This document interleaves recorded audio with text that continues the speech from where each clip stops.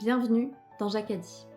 Aujourd'hui, je vous emmène à la rencontre de Julien Cohen, un homme guidé par la passion et par ce regard si particulier, celui qui voit de la valeur là où d'autres passent sans même regarder. Avec Julien, on ne parle pas seulement d'objets, on parle de transmission, de ces traces que le temps laisse derrière lui et que certains savent encore écouter. Aujourd'hui, nous marchons sur les pas de ceux qui ont marqué l'histoire. Napoléon, Élisabeth II, des destins, des lieux, des silences parfois qui continuent de nous parler. Et c'est ici, à l'hôtel de la Poste à Avallon, que commence cette rencontre. Alors je vous emmène avec moi, car ici les histoires prennent le temps d'exister. Bienvenue dans Jacadi.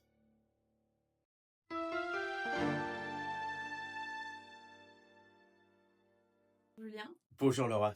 merci de nous accueillir aujourd'hui. Au-delà d'être ce célèbre brocanteur, est-ce que vous voulez bien vous présenter et nous dire qui vous êtes ? Présenté, ouais, bientôt 60 ans. Alors je sais, je les fais pas. J'aime bien C'est vrai. Je suis d'accord. satisfaire Vous avez et raison. voilà. Si je le fais pas, personne va le faire, hein.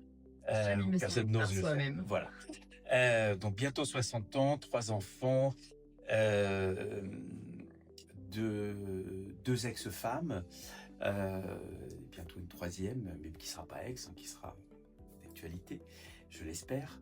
Et puis surtout, voilà, entrepreneur, c'est la seule chose que je sache faire. J'ai jamais été salarié de ma vie. Ok.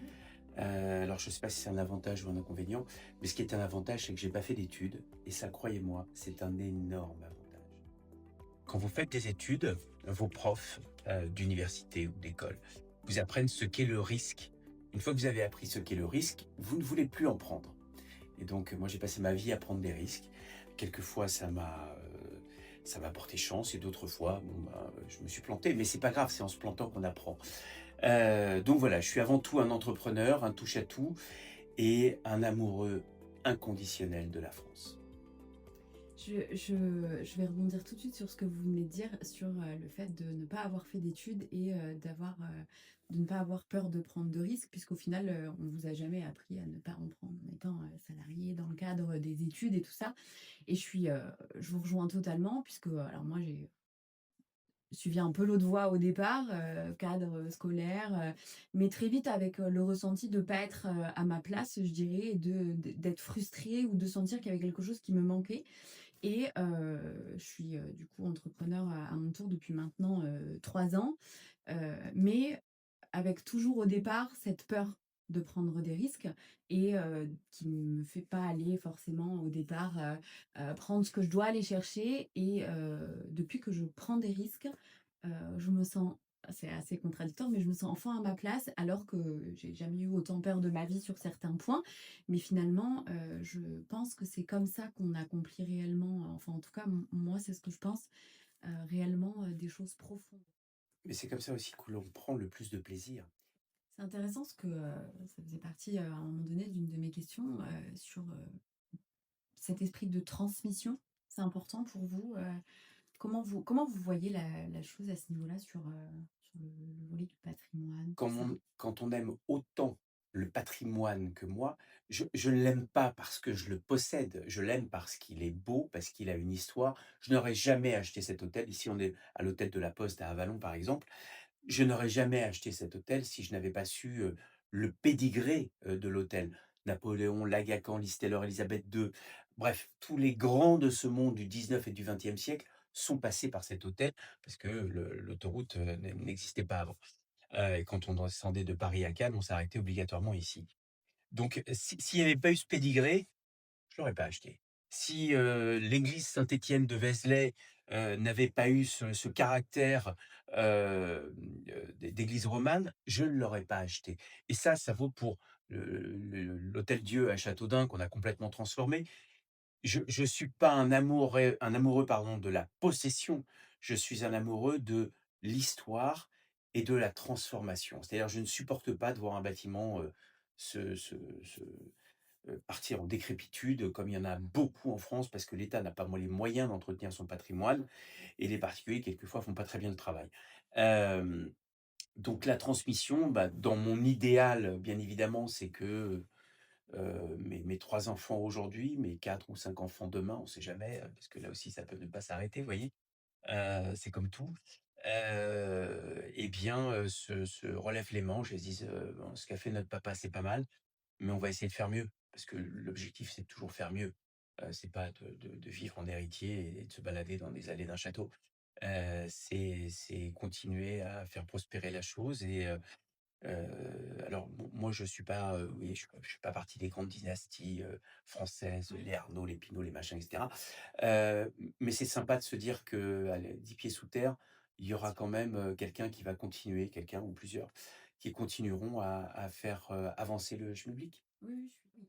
Ça fait Il toute faut la être accompagné différence. parce que quand vous êtes accompagné par Je suis quelqu'un d'accord. et qui a un esprit de fonctionnaire, par exemple, bah, c'est avoir un boulet aux Je pattes suis et ça, c'est pas bon. Donc, si votre mari vous encense et vous dit: «Mais vas-y chérie, fonce, fonce», tout ira bien. Si vous dit: «Ah écoute, tu devrais prendre ton temps, tu devrais réfléchir», faut changer de mari. Oui, je suis d'accord avec vous. Voilà. Ça fait toute la différence l'accompagnement et Mais oui, bien sûr.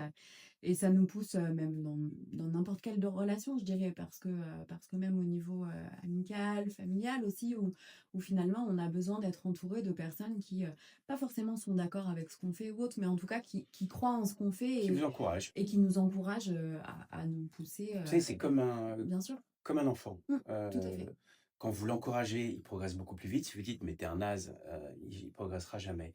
Et puis, mais ça vaut pour tout le risque. Oui, Quand vous achetez votre première, alors n'achetez jamais votre résidence principale, il faut jamais l'acheter, hein. Mais je sais que vous l'avez fait, voilà. et on regrette. Mais vous pouvez le vendre, vous pouvez la vendre, vous ne payez pas Exactement, je suis d'impôts et tout d'accord ira bien, avec hein. vous. Mais, quand on fait de l'immobilier, faire de l'immobilier pour un appartement en province ou faire de l'immobilier pour un immeuble, c'est la même problématique, c'est le même dossier bancaire et cetera. Donc acheter un immeuble plutôt qu'acheter un appart. Et oui. En province, on peut acheter des immeubles pour, 300 000 €, 200 000 € et ça, c'est j'allais dire quand vous commencez à avoir 2 revenus, bah, c'est facile d'avoir 200 000 €, 300 000 € de prêt, c'est faisable. Après, c'est un peu d'huile de coude, c'est, des week-ends, où vous allez travailler comme un chien dans votre immeuble à faire un peu de plâtre et cetera. Mais c'est aussi comme ça que l'on se différencie, c'est comme ça que bah, moi j'en connais à 45 ans, ils peuvent s'arrêter de bosser, hein, le tout c'est que on se dit pas ça parce qu'on va arrêter de bosser à 45. Parce que quand vous avez commencé à mettre le pied à l'étrier à au fait de travailler de manière intense mais passionnée, vous ne arrêtez jamais. Donc à 45 ans, certes, j'aurais pu prendre ma retraite à 32 ans moi.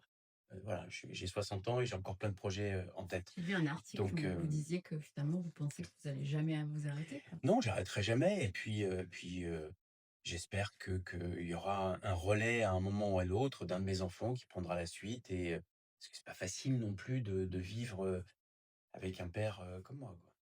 Je suis totalement d'accord avec vous et quand on parle patrimoine aujourd'hui, en tout cas, c'est un peu le je trouve qu'on est, on est sur une tendance, en tout cas, qui change. Je ne sais pas ce que vous en pensez, avec votre regard, de célèbre aussi, brocanteur et qui va à la rencontre de lieux, de personnes. On a tendance à avoir aujourd'hui un petit peu peur pour notre France et son devenir. Heu, Quand on entend, beaucoup de gens partir, on entend beaucoup de gens partir, sur Dubaï. On a un peu peur pour notre France, de demain, notre patrimoine. Alors c'est aussi pour ça que je suis là, c'est pour donner une voix à tout ça et se dire, on a une France qui est riche, heu, de Alors, belles, on a, effectivement, l'année dernière 89 millions de visiteurs et c'est une année basse, hein. bien D'habitude, on est sûr. plutôt aux alentours de 100 millions. C'est le pays le plus visité au monde, devant les États-Unis, devant la Chine qui sont loin derrière, hein. 89 millions de personnes qui viennent en France, c'est colossal. Ils viennent pourquoi? Bah, ils viennent parce que, on a un pays qui est, un modèle d'architecture, un modèle, de luxe, un modèle de gastronomie, un modèle, de monuments historiques et de musées. On a les plus beaux musées au monde, hein, même si on s'est fait cambrioler là nos joyaux et j'ai mon copain, Pierre-Jean Chalençon qui a fait une vidéo qui m'a fait péter de rire et qui a été repris d'ailleurs, plusieurs fois. Mais, c'est la France doit rester ce qu'elle était il y a 60 il y a 50 ans. Heu, je voyais, là une vidéo sur TikTok, sur des Corses qui remettent des croix à tous les coins de rue. Ça, c'est la France. Moi, quand je me baladais à vélo à la campagne, dans l'Eure-et-Loir, quand j'avais 7, 8 ans, bah, effectivement, à tous les croisons de rue, il y avait un truc en pierre avec une croix, plantée dessus. Mais, les gens venaient pour ça et puis on est une population, chrétienne. Quand je dis «on», moi je suis juif, hein, Bien sûr. mais, je suis ici en «invité» entre guillemets, enfin depuis plusieurs générations maintenant. Ma maman est une rescapée de la Shoah et moi je veux voir la France telle qu'elle est, voilà, chacun ses religions, chacun ses croyances, mais c'est la France. On a vraiment une richesse de patrimoine et des villages qui sont riches de plein d'architecture. Bien sûr, mais c'est pas que il y a la partie matérielle, mais il y a la partie Oui, oui, oui, immatérielle, oui. ce qu'on appelle les «actifs immatériels» entre guillemets, qui sont super importants et les actifs immatériels, ce sont nos traditions.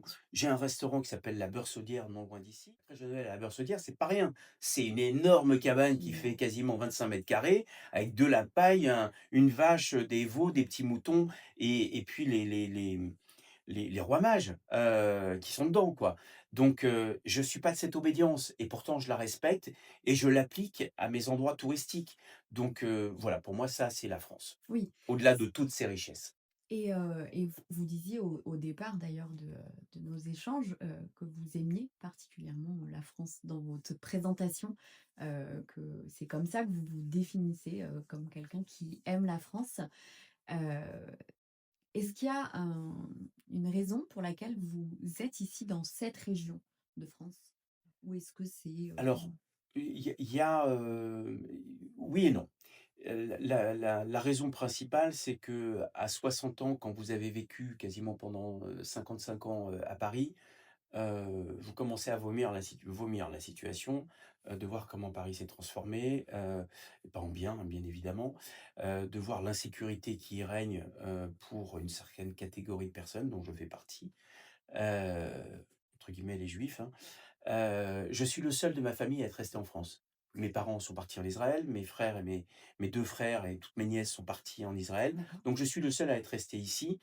Et pourtant, je pourrais partir, hein, fiscalement parlant, pour moi, ce serait juste le bonheur. Oui, Sécuritairement parlant, on est plus en sécurité en Israël qu'ici. Donc et pourtant, j'ai cet attachement parce que je suis né à la campagne. J'ai passé, tous mes week-ends et toutes mes vacances dans l'usine de mes parents en Eure-et-Loir, dans un petit village de 250 habitants qui s'appelait Frétigny. Mon père avait fixé son usine, usine qui employait quasiment 600 personnes à l'époque. C'est mon père qui fabriquait les écussons thermocollants, Lacoste, Pierre Cardin, Lippert, McDonald's et compagnie, dans les années 70. Et donc cet attachement à la campagne, je l'ai depuis que je suis gosse parce que moi je prenais mon vélo, j'allais sur les sentiers, j'allais voir les fermiers. Un monsieur qui s'appelait monsieur Houvet avec qui on faisait, les blés, nous on déchargeait les ballots de paille qui ne pesaient pas ce qu'ils pèsent aujourd'hui. Un ballot de paille à l'époque ça faisait comme ça, aujourd'hui c'est des montagnes. Donc on prenait ça, on les vidait des camions, enfin des charrues pardon, des charrettes. d'accord. Et j'aime la nature, j'aime les bêtes, j'aime me balader. Ici, on a tout, on a tout. On a une vingtaine de campagnes différentes. La campagne du Cantal, c'est pas la même que celle du Morvan. Celle du Morvan, c'est pas la même que la Beauce.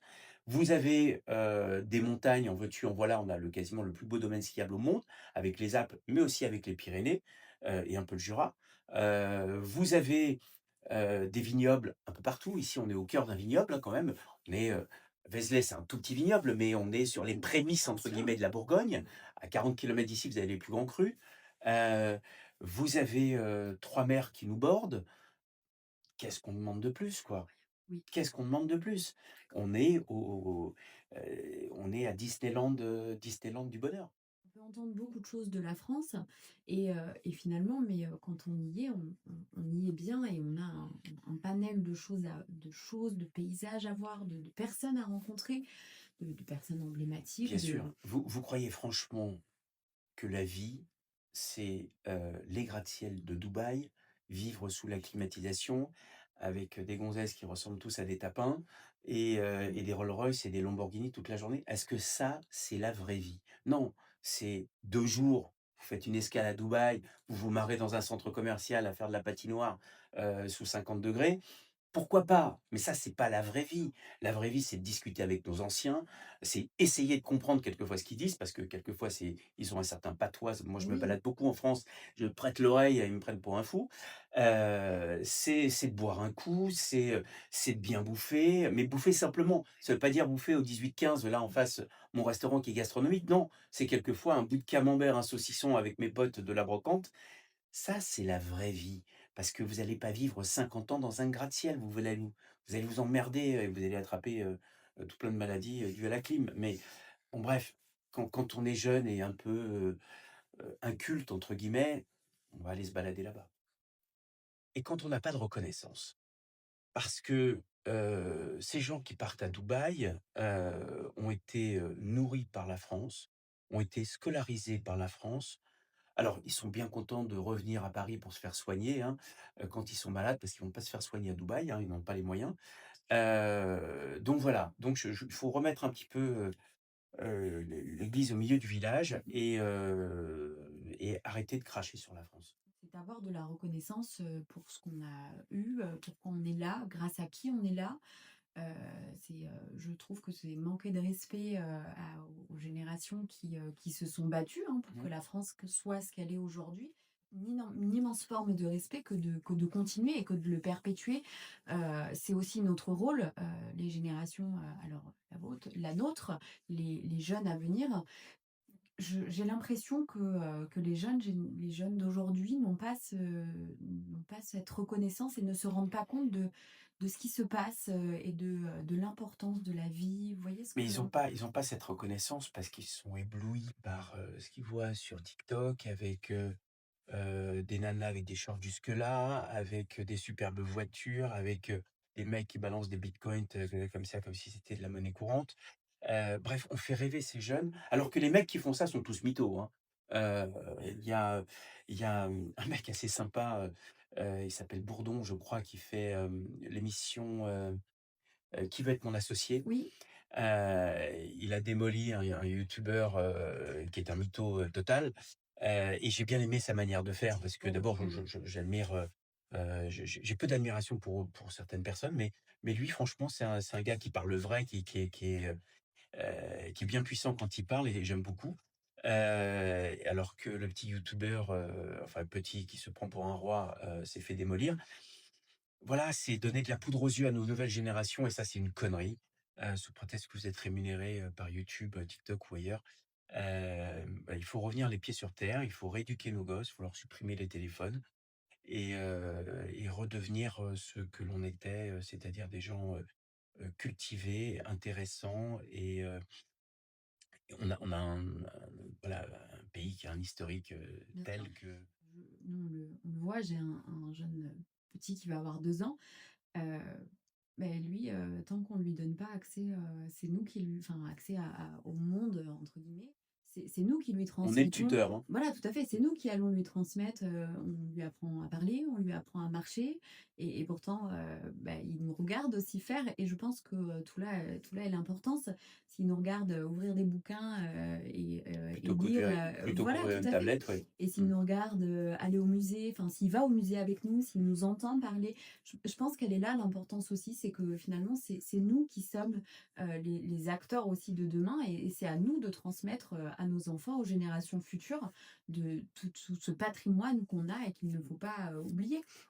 Donc effectivement, je suis entièrement d'accord dans le sens où, finalement c'est aussi à nous, de pousser les portes qu'on a à pousser et À nous de donner les vraies valeurs, tout à à fait. nos enfants. Regardez la polémique de Shein en ce Tout à moment.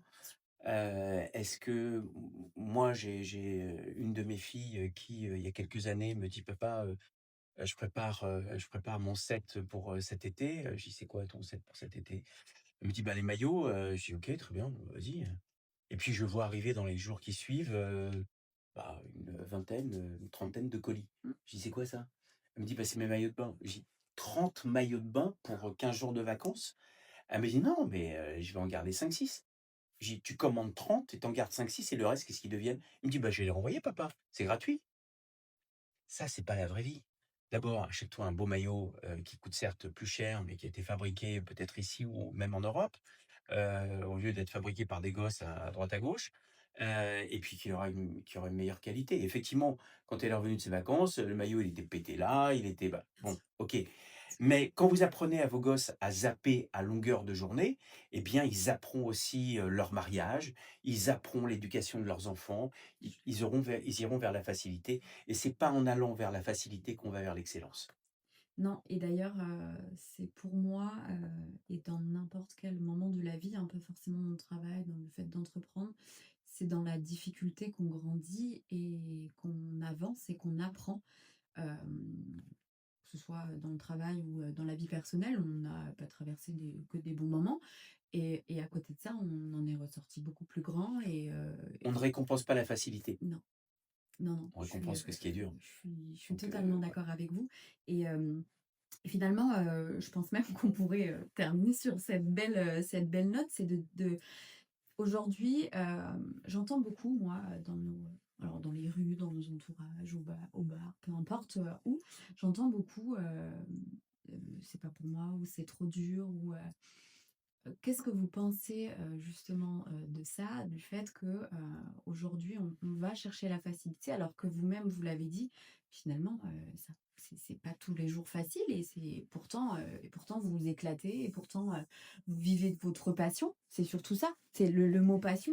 Clairement vous vivez de votre passion, vous vous verriez pas, avoir un faire autre chose aujourd'hui, Non, mais encore une fois, d'abord quand on est passionné, on ne travaille pas. C'est la première chose, hein. Soyez passionné et Je vous n'aurez fais pas à travailler un seul jour de votre vie. bah, voilà, moi je travaille, Je suis d'accord. entre guillemets, «travaille», 14 à 15 heures par jour, mais j'ai l'impression d'avoir passé une excellente journée. Même quand j'affronte un contrôle fiscal, même quand j'affronte, des difficultés au prud'homme parce que, ben, un salarié pense que c'est la loterie nationale, les prud'hommes, donc il a toutes les chances de gagner. C'est pas le cas, hein, bien évidemment. Mais la facilité, la facilité, c'est quand vous avez envie d'être, monsieur tout le monde. Si vous voulez être monsieur tout le monde, bah, faites ce qu'on vous dit, hein, allez à l'école, essayez d'avoir une bonne note. Si vous n'avez pas une bonne note, de toute façon, vous aurez le bac parce qu'on le donne à tout le monde. Puis ensuite, allez glander à la fac quelques années histoire d'être à l'abri, même si vous n'avez rien appris. Et puis après, vous irez faire, ce que bon vous semble. Mais ça, c'est pas le ça, c'est pour les moutons. Les autres, ceux qui ont envie de sortir du «cadre» entre guillemets, ils n'ont pas forcément besoin d'aller faire HEC et Polytechnique et l'ENA. Parce que regardez dans quel état est la France et elle a été dirigée par, des mecs qui ont fait l'ENA, de génération en génération, hein. Je regardais une vidéo hier où il y avait Bruno Le Maire il y a quelques années, on lui disait: «Bon ben, il y a combien de mètres carrés dans un hectare?» Et le mec est resté comme ça, il dit: «Pardon?» «Oui, dans un hectare, il y a combien de mètres carrés?» N'importe quel agriculteur, n'importe quel mec de la campagne sait qu'un hectare, c'est 100 mètres par 100 mètres, et que ça fait 10 000 mètres carrés, quoi. Il n'a pas su répondre. Et une autre Waouh! personne qui travaillait au ministère des Finances, on lui dit 7 fois 8 et le mec dit 76. Il dit: «76? 7 fois 8?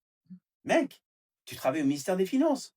C'est Donc inquiétant, ces gens qui nous dirigent, c'est inquiétant. pardon? C'est inquiétant, Mais c'est super mais inquiétant. mais il y C'est avait, super quand il vous y posez avait la question bien à sûr. El Khomri, qui était à l'époque ministre du Travail, combien de fois on a droit de renouveler un CDD?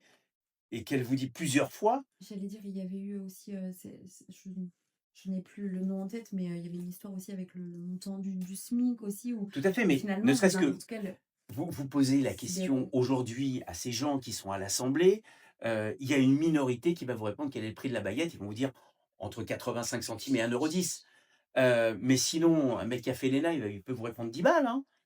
Ils savent pas, ils ont pas les pieds sur terre.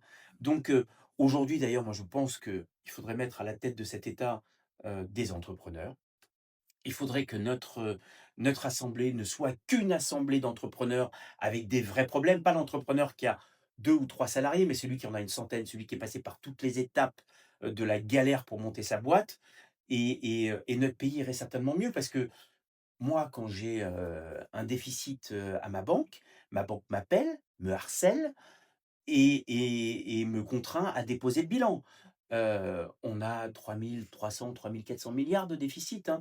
D'année en année, ça fait 50 ans qu'on les a et pourtant, voilà, on est toujours là On a eu avec une notation assez spectaculaire parce qu'on a encore, un A+, je crois par certains, par Standard& Poor's alors qu'on a AA- par d'autres.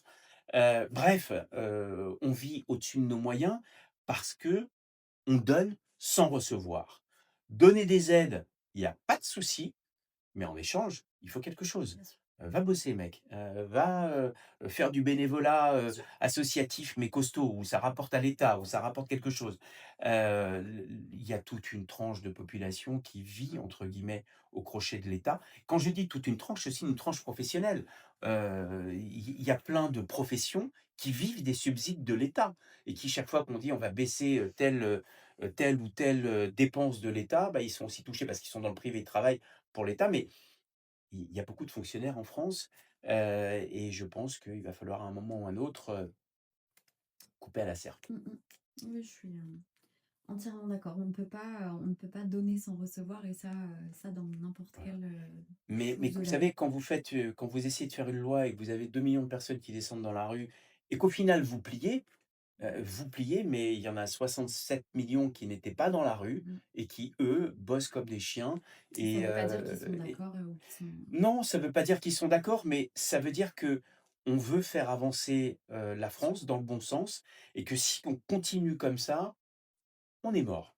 On aura certes le plus beau parc, de divertissement au monde, mais pour nous, ceux qui vivons ici, ça sera un enfer. mmh mh.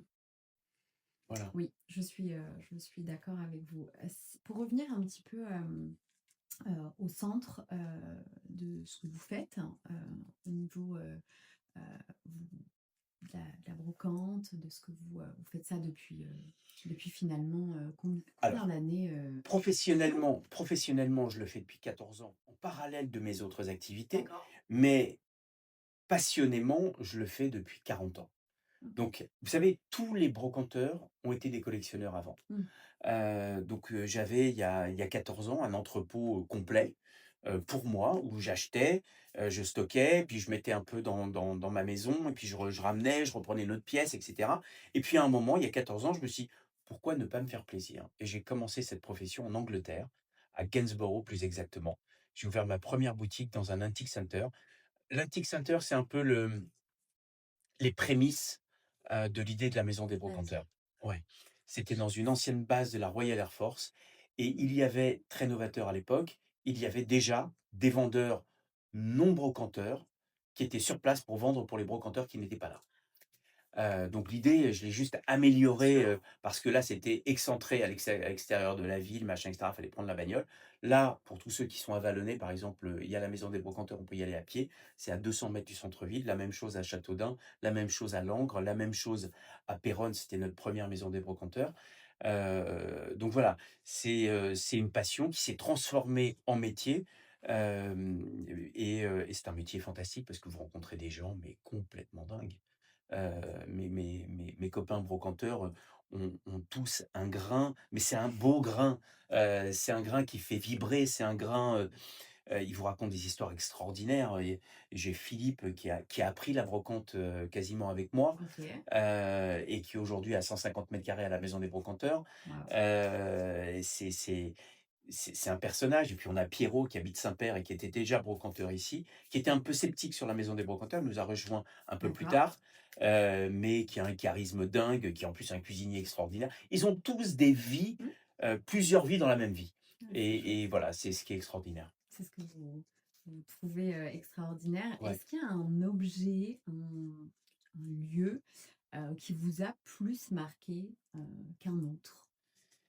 J'imagine que oui, mais est-ce qu'il y en a un, si vous deviez, n'en citer qu'un? Alors je cite souvent le même, ma maman m'a confié les chaussures qu'elle avait quand la Gestapo est venue les chercher. Donc, elle avait 9 ans, hein, c'est une petite paire de chaussures comme ça, qu'elle a gardée toute sa vie et ces chaussures-là ont descendu l'escalier, du 141 rue du Temple plus vite que l'éclair, quand la Gestapo est arrivée et quand ma grand-mère, leur a dit ma grand-mère parlait 7 langues couramment, dont l'allemand. Elle était rousse à la peau blanche et elle avait les yeux gris et elle leur a dit en allemand, «OK, revenez, allez dans les étages», parce qu'ils venaient chercher pas que ma grand-mère et il y avait plusieurs familles juives dans cet immeuble et puis comme elle était belle, le mec de la Gestapo, Bah, s'est pris au jeu et elle les a laissés tranquilles pendant 10 minutes et il a suffi que d'1 minute pour qu'elle prenne ses 2 enfants et son mari et qu'elle se barre, en courant dans la rue, se réfugier dans une chambre de bonne. Et les chaussures, ma maman les a gardées, je ne sais pas pourquoi, et elle me les a offerts donc voilà, j'ai cette petite paire de chaussures d'une gamine de 9 ans en cuir qui valent pas grand-chose, mais c'est pour moi l'objet le plus cher au monde. C'est, qui valent pas grand-chose, oui, au point peut-être financier C'est pour ça que je dis effectivement. c'est les plus Ouais, chers au monde pour mais moi, au final, elles valent, parce que sans ces chaussures, je ne serais pas là. tout à fait et c'est beau. Je trouve qu'on parle donc on parle depuis même tout à l'heure, on parle beaucoup de, transmission, de patrimoine, de donner, à ses enfants, de laisser des choses. Heu, Finalement, ça montre toute l'importance que ce n'est pas forcément, les plus grandes choses, les Non, c'est pas plus forcément belles choses matériel qu'il faut avec, du laisser, tout bling à bling. fait, On peut laisser des valeurs aussi. Vous tout savez, à il y a fait. des gens qui meurent sans le sou. Moi, je vais vous citer une histoire extraordinaire. On avait, une, une dame qui s'occupait, de nous élever quand on était gosses parce que mes parents étaient entrepreneurs et ils voyageaient, constamment. Donc elle s'appelait Paulette. À l'époque, on appelait ça c'était la bonne de la maison. Ça ne s'appelle plus la bonne aujourd'hui. Et Paulette, elle avait 18 ans quand elle a intégré la maison. Mon frère venait de naître, il avait 1 an et elle en est partie, je crois que j'avais 18 ans donc elle est restée pendant 18 ans au service de mes parents. Elle a éduqué, mes frères et moi-même et plus particulièrement mon petit frère. Quand on lui dit: «C'est qui ta mère?» il dit: «C'est Paulette». Alors qu'il est, C'est marrant. scotché à sa Oui, vraie bien mère sûr. toute la journée, ils sont en Israël. Il dit: «Mais ma vraie mère, c'est Paulette» OK. et Paulette, elle a eu une fille. Paulette était très modeste, hein, elle habitait une chambre au-dessus des appartements et elle avait, son petit salaire de l'époque. Mais Paulette avait une fille qui s'appelle Catherine, que j'adorerais retrouver, aujourd'hui. J'ai tout fait pour la retrouver, je l'ai pas retrouvée, hein. Ah, Non et Catherine a eu la même éducation que nous, donc les mêmes écoles et cetera, sauf que Catherine était excellente. Parce que Catherine n'avait pas le choix. Nous, on avait le choix, on était «gosses de riches» entre guillemets. Alors moi, j'ai décidé de quitter l'école et de faire différemment, mais Paulette, bah, sa fille, elle a été à l'école. Elle est devenue, elle a fait Cagne, Hippocagne. Je pense qu'elle a fait l'ENA, parce qu'elle en avait toutes les capacités et je pense que c'est une cadre dirigeante aujourd'hui d'un grand groupe ou autre. Je ne sais pas, j'ai pas de ses nouvelles. d'accord. J'aimerais en avoir. C'était une fille brillante et comme quoi, vous voyez, on transmet pas forcément les valeurs matérielles, Bien sûr. on transmet aussi, des valeurs, ben, de travail, d'abnégation, parce qu'elle a bossé dur, parce qu'ils habitaient une petite chambre de bonne au-dessus et cette fille était fantastique. Voilà. Oui, c'est toute la beauté de la transmission. C'est important effectivement de pouvoir laisser, je pense, voilà, un beau patrimoine à nos enfants, oui, mais pas que. Avant de leur laisser, tout ça, on les fait grandir et nous, on le voit, on les fait grandir par les valeurs. On le voit, depuis l'arrivée de notre fils. Finalement, on lui apprend déjà à dire bonjour, déjà à dire merci et c'est déjà par là que ça doit passer, je pense, ensuite pour pouvoir arriver à une personne qui, ensuite peut avoir les capacités, on en rigole, mais même de croire en lui, d'avoir confiance en lui. Il passe Très son temps à important. dire qu'il Mmh. qu'il est beau dans la glace parce que je pense qu'effectivement, c'est important, on lui répète et plus tard, je suis certaine que ça aura une incidence sur, la personne qui deviendra et qu'on peut devenir en grandissant, de se dire: «On se blinde, on a confiance en soi et on croit en ce qu'on peut faire et en ce que derrière on peut transmettre finalement. La transmission, c'est très large, mais derrière, ça ne passe pas que par du palpable. Je pense même que c'est une grosse partie, derrière Mmh. de quelque chose qui n'est pas palpable, mais par contre qui a une importance, même sur notre, le matériel finalement. En fait, ça se rejoint, le palpable vient toujours avoir un impact, mais c'est pas la plus grosse partie pour moi, C'est vrai. je pense. Alors, quelqu'un qui, passe son temps toute la journée à palper des objets et à en faire de belles choses, c'est assez drôle qu'on en arrive à ce genre de C'est la base. discours, mais c'est je pense la base et c'est ce qui est important de pouvoir se dire, oui, on palpe beaucoup, mais il y a pas que ça et avant de pouvoir en arriver là, on m'a transmis de belles valeurs. C'est ce qui, je pense aujourd'hui, vous permet d'être cette personne que vous êtes, et d'être la personne, reconnue dans votre domaine aussi parce que vous avez, ce petit truc, vous voyez? Ce qu'on vous a transmis, qui vous a aidé à être la personne que vous êtes aujourd'hui. Moi, en tout cas, je suis convaincue que C'est ce qui fait peut-être la différence. c'est ce qui fait la différence. Merci Julien, Merci Laura. merci du temps que vous nous avez, accordé et de tout ce que vous nous avez, appris. C'était très agréable. À votre Merci. service. Merci Merci beaucoup. beaucoup.